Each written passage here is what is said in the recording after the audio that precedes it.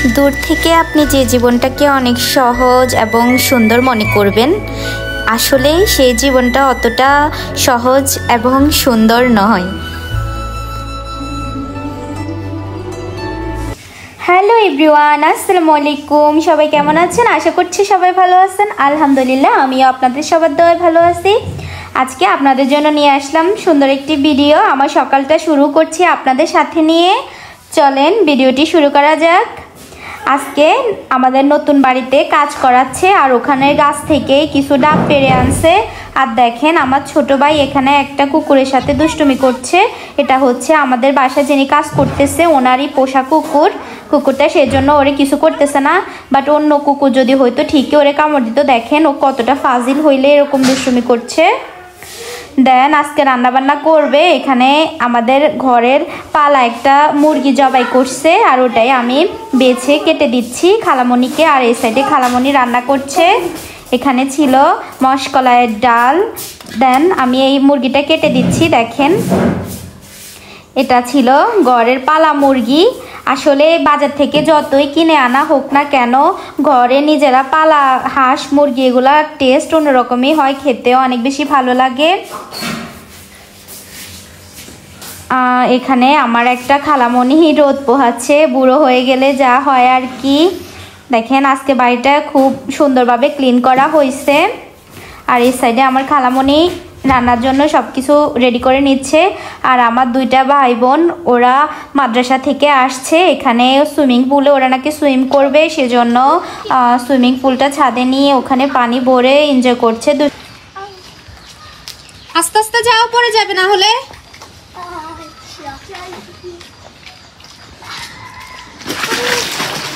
দেখেন আমার আব্বু আসার সময় ওদের জন্য একটা সুইমিং পুল নিয়ে আসছে। এখন এটাতে নাকি ওরা গোসল করবে, সেজন্য আগে এটাকে ফার্ম করে নিছে। দেন এখান থেকে পানি নিয়ে এটা ভরতেছে ওরা সুইমিং করার জন্য। শাওয়ার নিবে এখানে। যাও এনজয় করো। অনেকদিন থেকে খুব চালতার আচার খেতে মন চাচ্ছিল। আমার একটা আন্টির বাসায় গেছিলাম, উনি চালতার আচার দিছে। পরে আমার দেখে খুবই লোভ লাগছিল। পরে নানা ভাইয়াকে বলতেছি, ভাইয়া আমরা চালতার আচার দিব, বাজার থেকে চালতা কিনে আইনেন। পরে নানা ভাইয়া অনেকগুলা চালতা আনছে, প্রায় 5-6 দিন হয়ে গেছে। এগুলা কাটাও হয় নাই অলসতার কারণে। পরে ভাবলাম যে আজকে যদি চালতার আচার বানাই, সেজন্য কেটে রাখবো এগুলা। ফার্স্টে আমি এগুলা ক্লিন করে নিছি। বড় বড় সাইজের 4-5টার মতো চালতা আমি নিছি। তারপর এগুলা ছিলে নিচ্ছি। অবশ্যই আপনারা চালতার আচার বানানোর সময় এগুলা ছিলে নেবেন, না হলে চামড়াতে যে একটা কষ থাকে ওটার কারণে আচারগুলো কালো হয়ে যায়। আর কেমন জানি কষ লাগে, আমার ভালো লাগে না। সেজন্য আমি কষ্ট করে হলেও ছিলে নিচ্ছি। বাট আমি ফার্স্টে ভুল করে ফেলছি। আমি 4 টুকরো করে কাটা উচিত ছিল, বাট আমি তা না করে গোটা চালতাই কাটা শুরু করে দিছি। সেজন্য আমার কাটতেও কষ্ট হচ্ছিল। তারপর আমি চালতাটা মাঝখান থেকে কেটে নিছি। আর কেটে এটাকে লম্বালম্বি করে পিস করে কেটে নিচ্ছি। চালতার আচার করার সময় আপনারা যত সম্ভব চেষ্টা করবেন চালতাটাকে পাতলা আর চিকন করে কাটার জন্য, তাহলে এটা খেতেও খুব বেশি ভালো লাগে।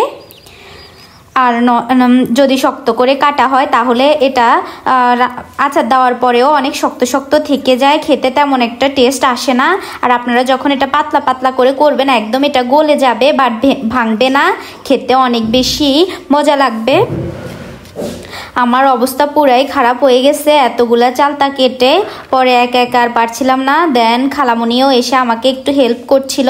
দেখেন আমি ফার্স্টে অনেক বড় করে কাটছি, বাট খালামণি বলতেছে যে এভাবে আচার দিলে আচারের টেস্ট ভালো আসবে না, আরও ছোট কুচি করে কাটার জন্য। পরে এগুলোকে আরও ছোট করে কাটছি।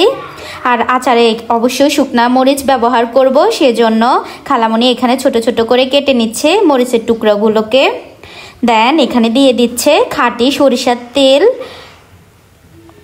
আর মশলা হিসেবে ব্যবহার করছে তেজপাতা, আদা রসুন মরিচ, তারপর ছিল গুড়। আজকে আমরা চালতার আচারটা গুড় দিয়েই দিব। আপনারা চাইলে চিনি দিয়েও দিতে পারেন, বাট গুড় দিয়ে দিলে একটা আঠালো ভাব থাকে, খেতেও অনেক ভালো লাগে। তেল গরম হয়ে আসলে এর মধ্যে দিয়ে দিচ্ছে আদা রসুন বাটার পেস্ট। তারপর কালারের জন্য এখানে দিচ্ছে লাল মরিচের গুঁড়া।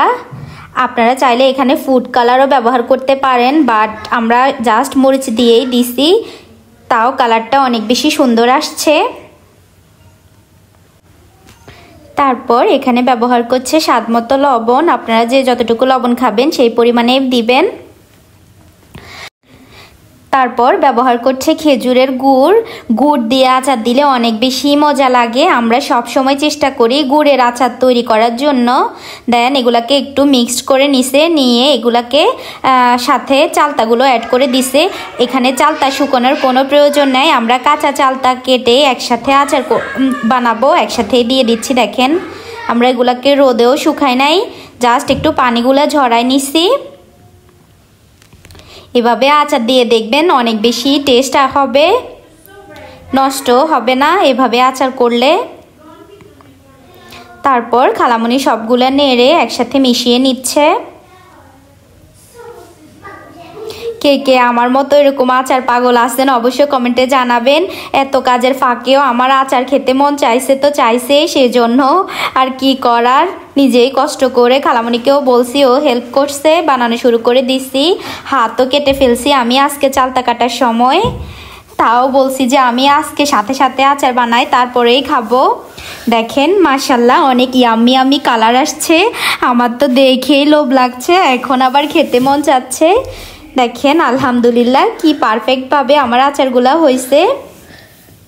তারপর আচারগুলোর পানি শুকায় আসলে এর মধ্যে আমি দিয়ে দিচ্ছি পাঁচফোড়নটাও আমরা ঘরে তৈরি করছি। আপনারা যদি চান তাহলে আমি পাঁচফোড়নের ডিটেলসে ভিডিও শেয়ার করব।